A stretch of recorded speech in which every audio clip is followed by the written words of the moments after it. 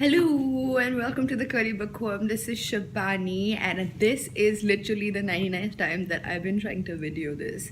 Every time there has been either no light or like it just looked really shit, or once there was even a time when apparently I recorded the whole video on mute. It's not been fun. I'm late at the game again. I have to talk about everything that I read and do a wrap up for everything that I read in August. I actually haven't even finished talking to you about what I finished reading in July. So I'm going to quickly wrap that up and then I'm going to go into August. So in July, I read a total of 5 books, 3 books of which I have already talked about here. I'll link it here. There were 2 more books that I needed to talk to you about, both of which were rereads. The first one is Embroideries by Margie and Satrapi. I have also read another book by her called Persepolis. This one was gifted to me by a friend. This is basically a graphic novel. I love this book. I mean, I've always loved this book. This basically has the author surrounded by a whole bunch of her aunts and her grandmas and grandaunts and things like that. And this is during, tea time. They're discussing men and husbands and how weird they are, and basically they're stitching up stories. Every time I read this book, it's like a whole big bundle of joy. I really suggest that you read it. It's a 5-star book for me. The second book that I reread was also a 5-star book for me, and I've talked about this several times.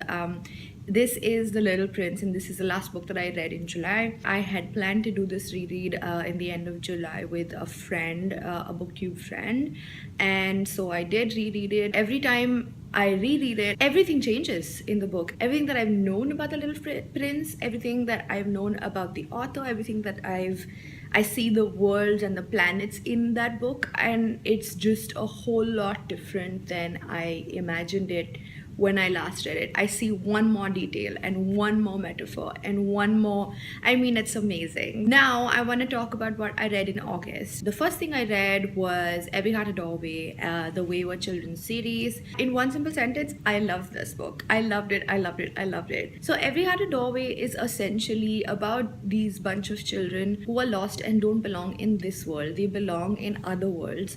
I know the premise sounds extremely intriguing because it is. It's so good. It's almost fairy tale like. I read this book, I was on holiday, and I was like, man, I need to download the second book immediately. And that one was called Down Among Sticks and Bones. And this was actually the prequel to Every Heart a Doorway. This Down Among Sticks and Bones is really about one of the children that they talk about in Every Heart a Doorway.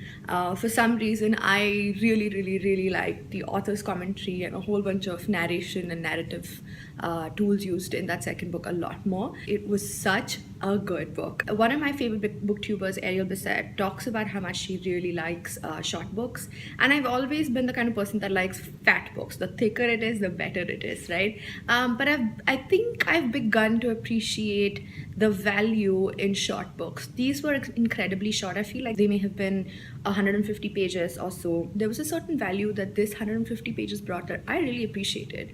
I thought that the book was just as short and just as precise and just as concise as it needs to be. Increasingly in the world of fantasy, I feel like the stories end up becoming too long. There are too many adventures, and like one book ends up becoming like 6 adventures, and I'm not sure if I'm down with that anymore.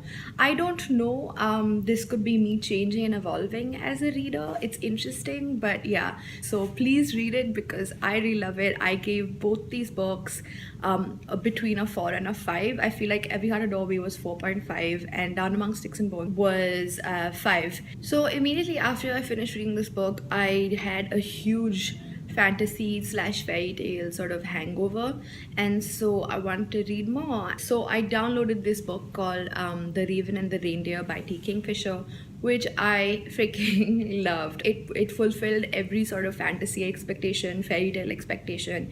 It was more fairy tale than fantasy. It was about this girl who had a best friend who got kidnapped by the Snow Queen, and she was going to go all the way to the ends of the earth, to the North Pole, I want to say, to look for her best friend and rescue him and bring her back. And she's just an ordinary girl. She's not great looking, she doesn't have great skills or like great powers or anything, but she really loves her best friend. She may be in love with her best friend, and so she kind of ends up going to the ends of the earth to rescue this boy. It's a really fun book. I gave this a 4 on 5. Pick it up if you feel like you're in that fairy tale sort of zone. The last book that I read in the month of August was Simon and the Homo Sapiens Agenda, which is again a book that I read like that. I was flying from Bombay to Singapore and I finished it on the flight. It was a really good YA book, you guys. I gave it a 4 on 5. This book is about Simon, who is gay, and he wants to figure out why it is that he is not able to tell people. He wants to figure out how relationships work. What is the difference between a homosexual and a heterosexual romantic relationship? He has very interesting friends. He has extremely interesting tastes. He has extremely interesting relationships. I really enjoyed this book, and I think you should check it out. So that's all that I read in August and the end of July. Let me know if you read any of these books and/or if you want to discuss them in the comments. Please leave your comments below. Like this video if you liked it. I'm gonna go now because I'm really late to work, so I will see you guys later. Bye.